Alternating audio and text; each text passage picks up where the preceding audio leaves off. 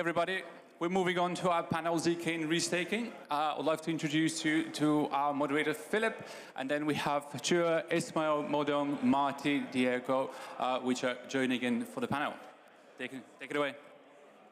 Great, so hello everyone, happy that you are here, and thank you for the great panelists to be with us on the stage. And I think with the first question, I would just like to ask you to briefly introduce yourself and dive into the project. I think we can start with you. Thank you. So, hi everybody, my name is Zheng Leong. I'm the co-founder of Automata Network, and at Automata Network we build TE services, basically, like everything around it. And I think I'm the only one doing TE here. Well, this is going to be exciting. Yeah. Thank you all for being here. Good morning still. So my name is Ismael. I'm the founder of Lagrange. Lagrange, as a company, foundationally believes that the future of scaling blockchains is zero knowledge. And rather than roll-ups and new execution spaces, the way we think through scalability is through co-processing. How do we take contracts that exist on existing blockchains today, Ethereum, Ethereum L2s, et cetera, and allow these contracts to do more? Access more scalable compute over historical data in ways they've never been able to before, and be able to take the existing contracts on the existing execution spaces where they function, and to scale the things that they can do. Hi everyone, my name is Mo. I'm from Brevis. What Brevis does is, Brevis is a smart ZK coprocessor. To put it simply, what it can allow you to do is you can superpower your smart contract with much more computation and data access capability than what you have today. For example, you can now use Brevis to access and compute historical on-chain data, and also use Brevis to access and compute off-chain data as well. And yeah, you can build amazing different type of data-driven application using Brevis and the coprocessors in general. Yeah. Got my own. Hey, thanks to all the panelists and everyone here. I'm Marty from Hungry Cat Studio. We are going to rebrand soon, so stay alert. It's going to be a cool name. What we're doing, this was a gaming company, so we are doing interoperability between coprocessors and rollups. Rollups are coprocessors in the most generic sense, but I think it's good to put that distinction down in sort of context to make sure that we know what we're both talking about. We take a slightly different approach to interoperability, and we go with a proof-to-peer approach. So different rollups, different coprocessors, sharing the proofs between each other and verifying them locally. And what this allows you to do is get rid of the aggregation steps that you can have with current approaches, and actually get to interoperability faster than was possible before. Hi everyone, I'm Diego. I am co-founder of Aligned, and what we are is a CK verification layer. So our objective is to verify CK proofs generated by anybody, and to do so in a cost-effective way, because we've seen that CK technology has gotten way better. We can prove new things, more things that we could before, but still there is like a very high barrier of entry if you want to build something on CK, because if you want to verify things on-chain, you cannot choose whatever proof system you like. Okay, you have to use some of the ones that are currently supported by Ethereum, and the cost can be quite high. So by offering that, we also enable some interesting applications, for example, fast and cheap bridging between chains, and other applications that will be possible thanks to this fast and cheap verification. Thanks a lot for having us here. Great. So with respect to the introduction, we have seen that all of you are working on the aspects of coprocessor, but I would just be interested actually if when you say coprocessor, does it mean for all of you the same? So maybe it will be good to align first also a bit on the terminology for us, but I think also especially for the audience. So maybe Chu, do you want to start? Well, my definition of a coprocessor is, I guess, as classic and simple as it can get. So basically, it's a compute platform that you can offload computation to and then obtain back results from the computation. So that is basically what a coprocessor does. But like, in order for a coprocessor to be useful, we need certain guarantees, or rather we need to be confident about the results that we get from the coprocessors. And I think that is the kind of like major distinction between all the different types of coprocessors. I think at its core, when assessing any solution for scaling compute that a smart contract can access, you have to think through what the security assumptions are of the network leveraging that computation, the executing that computation for you. Scaling computational access to smart contracts is not a new idea. We've seen this in the last cycle. We've seen a dozen Tendermint chains pop up offering new execution environments, and most of them went to zero. Now, with where we are in crypto today, what we have access to is a fundamentally new type of computation that we can prove. We have faster ZK systems than ever. We have more performant proving hardware, and we can now actually do this type of co-processing in zero knowledge at the type of scale that applications would request. And so at Lagrange, we focus on building proving systems and proof constructions that can do this. And so when we talk about ZK co-processing, we mean fundamentally end-to-end zero-knowledge proving of a computation over a smart contract's current or historical state. No alternative security assumptions, no economic security besides the use for liveness within our proving network. End-to-end ZK security deployed statefully on eigenlayer on our network. I think to understand what coprocessor is, it is very helpful to draw an analogy in the development, in the evolution of internet. So in internet, in early 20s, basically before 2000, what we have is really a synchronized-based architecture, where you have a monolithic web server that is serving every request one at a time. This monolithic server is just doing everything: authentication, data access, computation, and finally return the user result. So this type of a synchronized architecture back then for internet was not able to support the scale of growth that we have seen in the last 20 years in internet. And to actually handle that, in internet and Web 2, we introduced something called an asynchronous-based web architecture, where the web server itself becomes something very, very simple.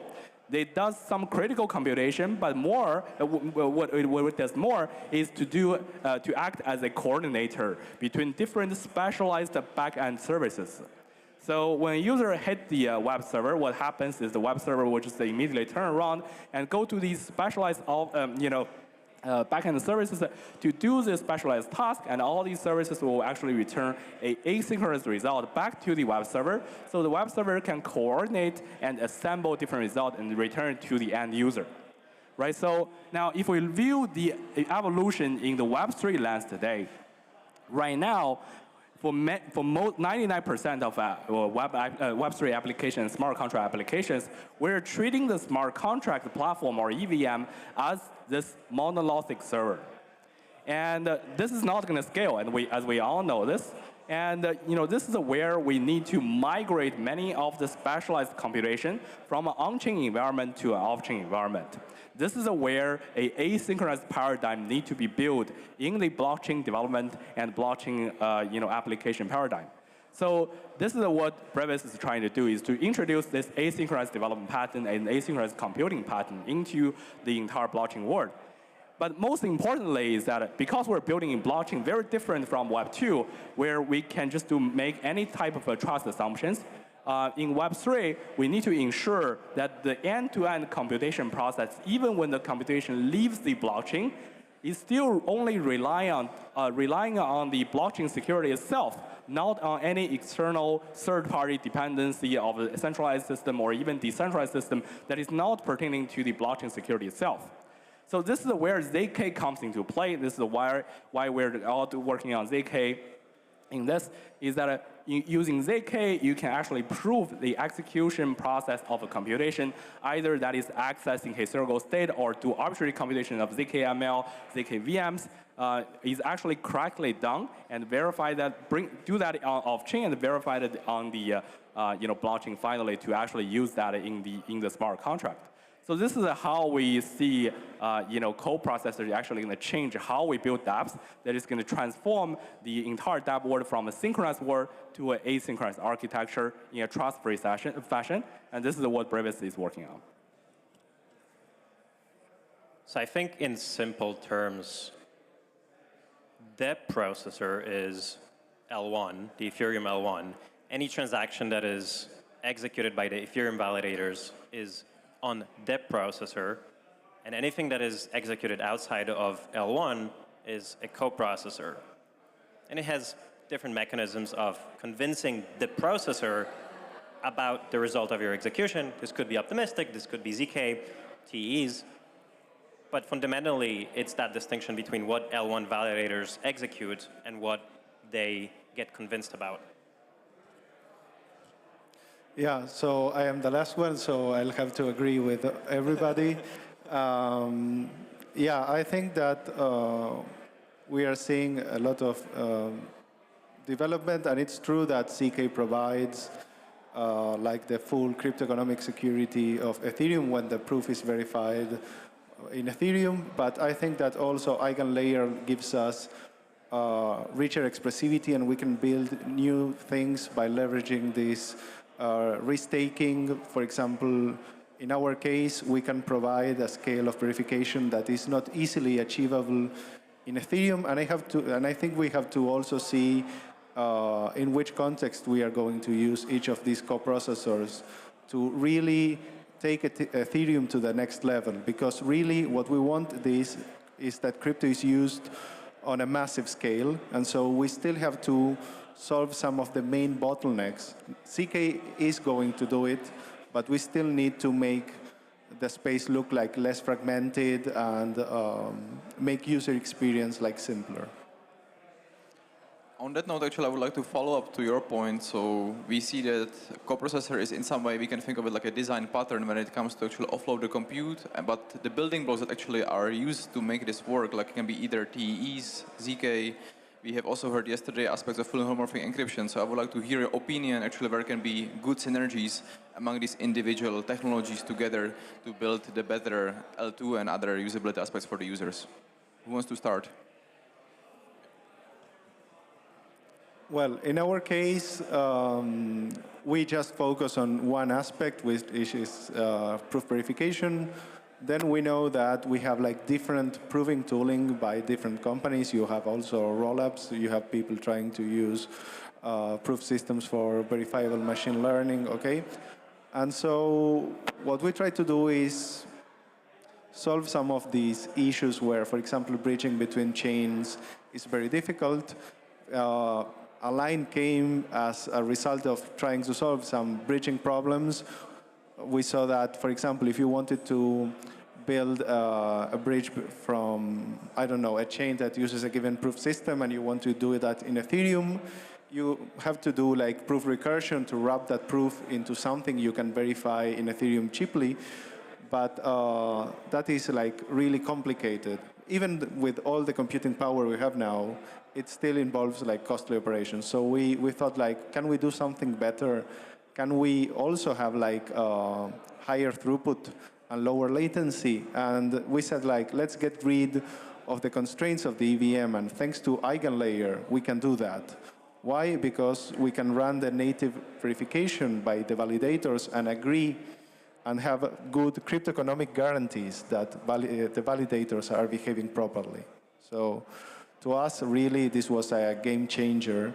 And we are really excited by the numbers we are getting and the kind of applications we'll be able to build once Aligned is fully operational. I think I'll say that, just very briefly, FHE is endgame for privacy. TEs and zero-knowledge proof and snarks are the endgame for integrity. And to build all the liveness guarantees around your chain, you need some clever game theory design and crypto-economic guarantees. But that's sort of the way that I see these three key technologies playing out. Well, I think there are definitely going to be different flavors of coprocessors in two ways. One is that the functionality of the coprocessor is going to be different, right? So some of them are, as Marty mentioned, is going to focus on privacy. Some of them are going to focus on specifically proof verification, and some are more generic.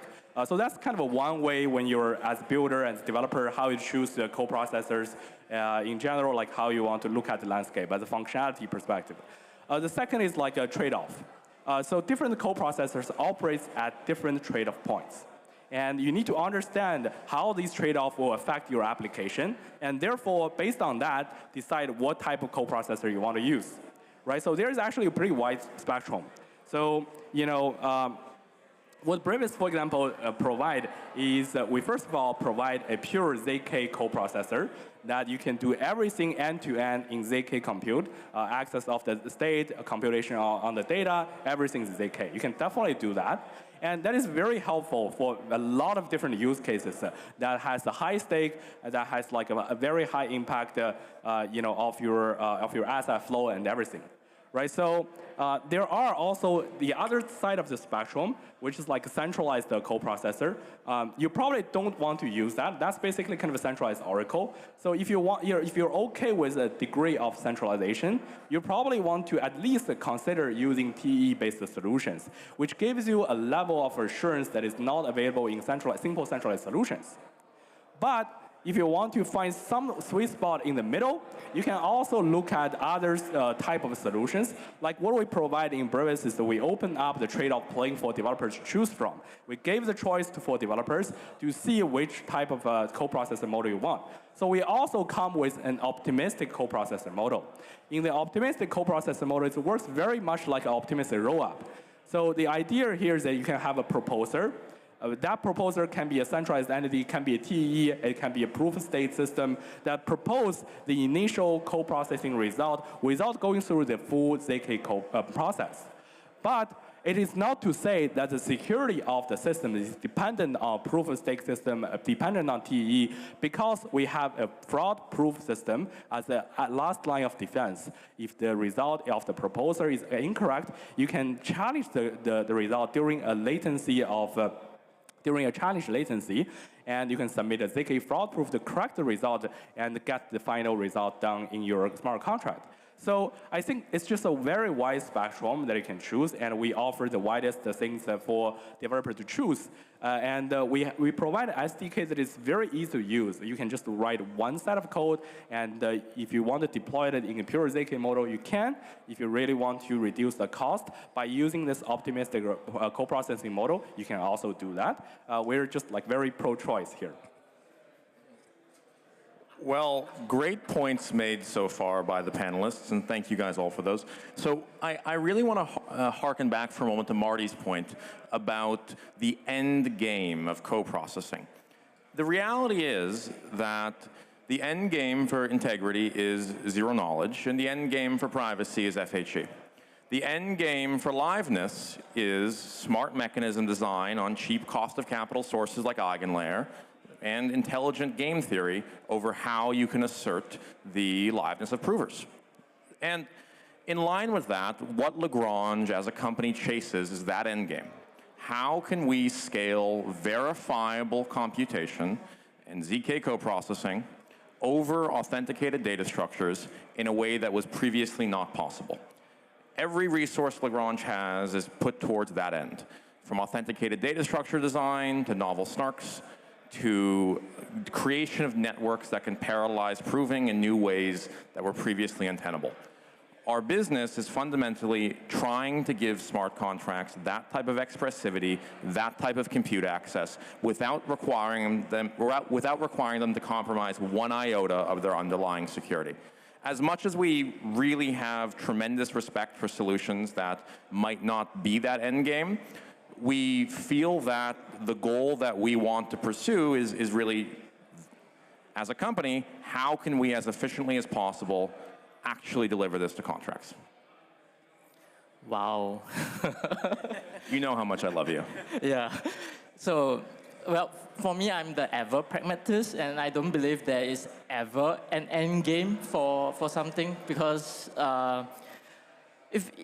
if we kind of like boil down to it, the whole thing about engineering is about making trade-offs. Like, yes, ZK can give you the best security, least trust assumption, but it's expensive.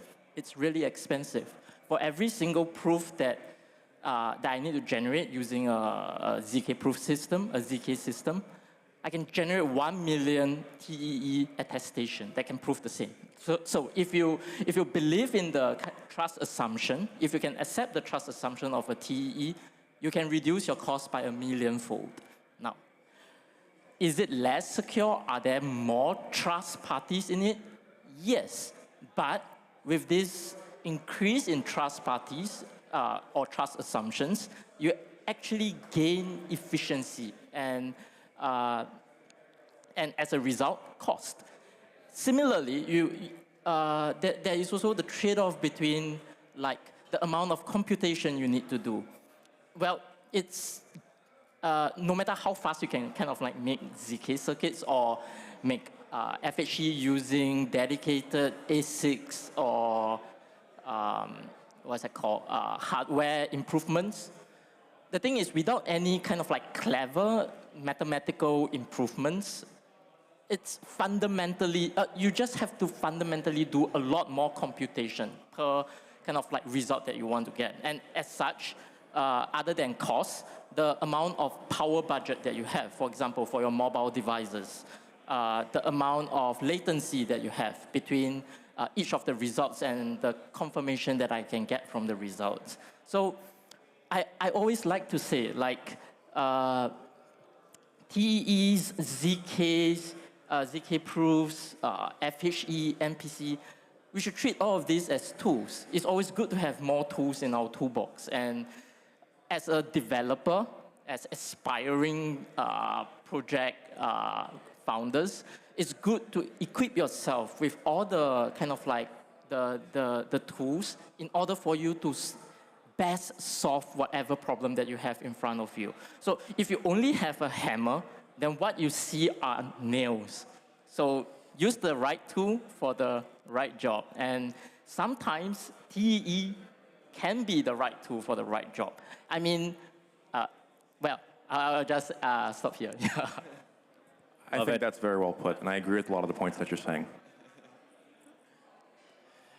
Follow up on that, I think we see that there is always a set of trade-offs we have to consider. Will be also something interesting for the audience to actually hear where do you see the current challenges and possible solutions also when it comes to the adoption of these individual trade-offs and aspects when it comes to actually usability. So, I mean, if we think about it, let's kind of like go back to TEEs, right? There is that whole notion that TEEs are insecure or you have to trust the hardware manufacturers versus zero-knowledge proofs where, well, you trust the math, right? But the thing is, it's not always the case. Like, you are not verifying the ZK proof by hand. You are actually delegating your trust to a machine that verifies the proof for you. In this case, in most cases, we are delegating the trust to a blockchain like Ethereum that would verify the proof for us. And we should have a lot of confidence in the fact that the blockchain, Ethereum can verify it properly for us. Then the thing is, if that is the case, then for TEEs, what are some of the major concerns that we have? We need to trust Intel, we need to trust AMD, we need to trust ARM. There's a centralizing effect. Similarly for, let's kind of like bring it back to ZK, or MPC or FHE, those cryptographic techniques. If we need to have acceleration, then we need to have specialized hardware. Then again, well, we are not kind of like relying on them for safety, but there is a centralizing effect because in order for you to do it in a competitive manner, you actually need to have access to the hardware, and having access to the hardware itself is a kind of like centralizing factor. So, I think the final point that I want to make is that there are situations where you just can't do it using, say, ZK. For example, trust delegation. proof of deletion. So let's say I want to, let's say you have placed some data with me. For the ZK case, it's not possible because the trust domain is actually yourself. Or you need to have a trusted third party that will hold this trusted data for you and generate the corresponding proof. Now, the whole idea of having this trust delegation is where TEs would, is a capability that TEE brings to the table that a lot of the other solutions don't. So, yeah. Yeah, so really agree with a lot of the points that you made. I thought it was very well articulated. So a few things that I want to respond to and comment on. In particular, I think one of the big fallacies over systems that don't leverage ZK is that the capital that they require to underpin them is somehow free. That they don't have high cost of capital for the underlying security that they need. So to start with, Lagrange builds our systems on EigenLayer. We have 2 AVSs in production now, and we've developed these to try to minimize the cost of capital that we have to pay by making very sure that we only use a portion of that capital that's required in order to guarantee liveness and generating our proofs. It's the design that we hope will really kind of generalize to other ZK applications as well. But a lot of solutions that are fundamentally economic in design or crypto-economic in design, one of the fallacies that often is perpetuated is that, for some reason that they don't have to pay. They don't have to pay 15, 20% per year plus if they're using a native token. If they're using restaking, it's even lower, but you still face this issue where you have to ask yourself, how am I going to pay for the required underlying security that my application uses, right? That is an intrinsic property. So if you have $1 billion and the expectation on yield is 50 bips or 1%, you have to figure out how am I going to pay $5 to $10 million a year to my stakers. I can pay that on a token, I can just emit that, but there's an inherent cost and a risk to my protocol if I am doing that.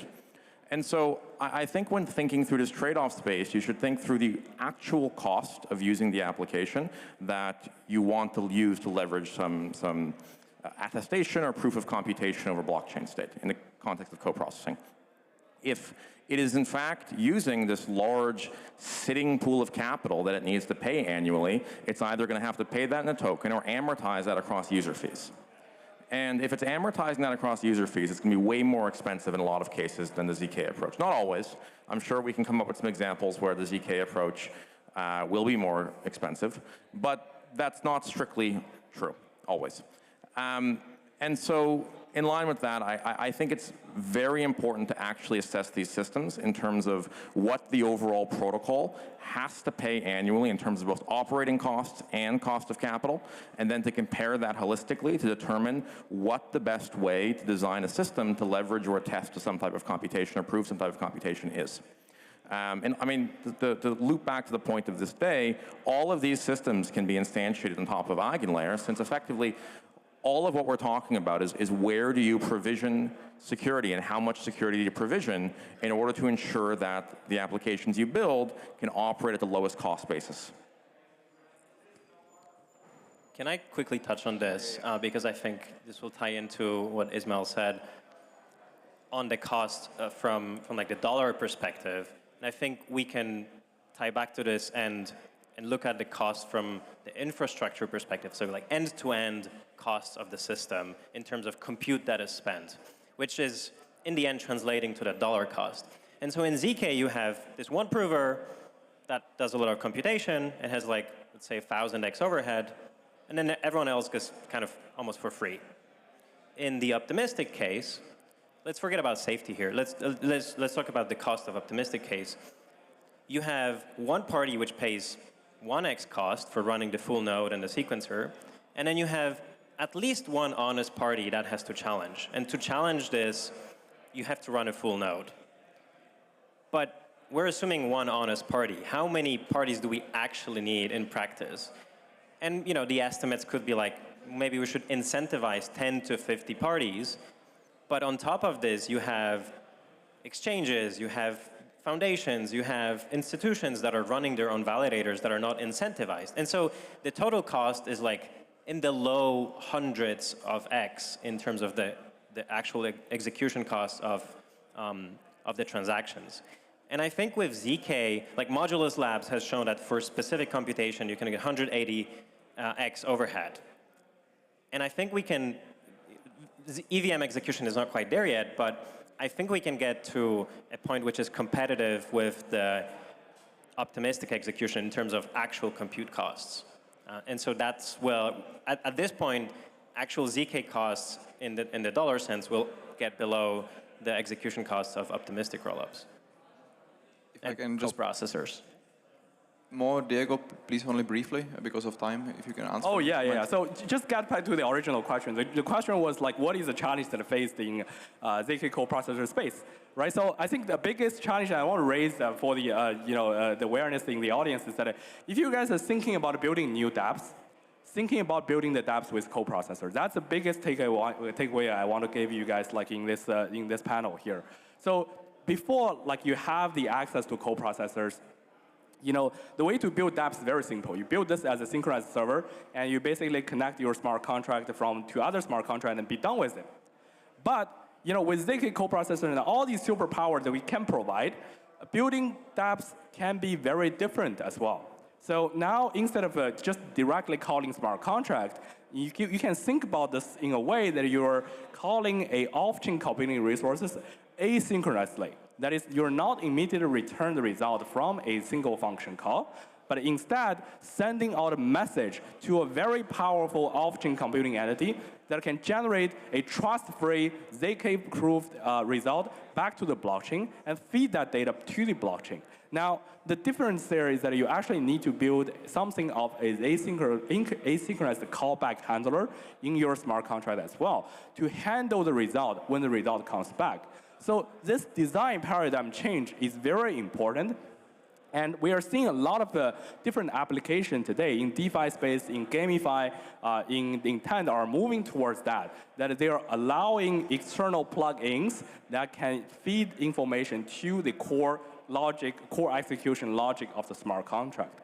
Now, if you guys are thinking about building new type of application and want to leverage the type of power that is provided by coprocessor, think about building your application in an asynchronous way. Well, what I think is that right now we are getting all the tooling in place. We have like everything that we need. Rust proving is going to be very easy. We have like chip verification. We have EigenLayer where we can build lots of new stuff and enable lots of applications. What I'd like to see is ZK really scale to a point where we can use it on a country level. For example, I come from Argentina, which is a country where you have lots of economic problems related to high inflation and all that, and so crypto can help like solve many of the problems. And so, well, we will have to make some trade-offs in order to make this scale, but I think that we have all the right tools to innovate and continue building solutions for the future. So thanks. I just want to make one quick point. I think Mo made a very good point here about asynchronous execution and being able to structure contracts in a way that can handle for concurrency. We've talked a lot about parallelization in the space in terms of developing new execution environments that have parallel computing as a fundamental property of them. What a coprocessor can functionally do is to create the capacity for Ethereum to have parallel execution natively, or any EVM-compatible L2 or even other execution spaces that might not be EVM compatible. And so this is a really powerful paradigm for developers, but it also means there needs to be an appreciation for how you leverage this paradigm. Ideally, at some point, standards, ideally at some point, unified contract definitions, and hopefully a series of applications and templates that developers can start to look at and leverage. And so, Lagrange works with a lot of DeFi protocols, GameFi protocols, NFT protocols, as many other panelists on stage. And the result, I hope, is that when developers, like maybe some folks in the audience, start experimenting with these primitives now or in a few months, there'll be a treasure trove of work that they can look at to understand how they can build something that the rest of us here couldn't even conceive. Great. I think on that note, we can end today's panel. Exciting times ahead. A lot of tools in our toolbox that are being added on a regular basis. Let's please thank the panelists. And feel free to catch them also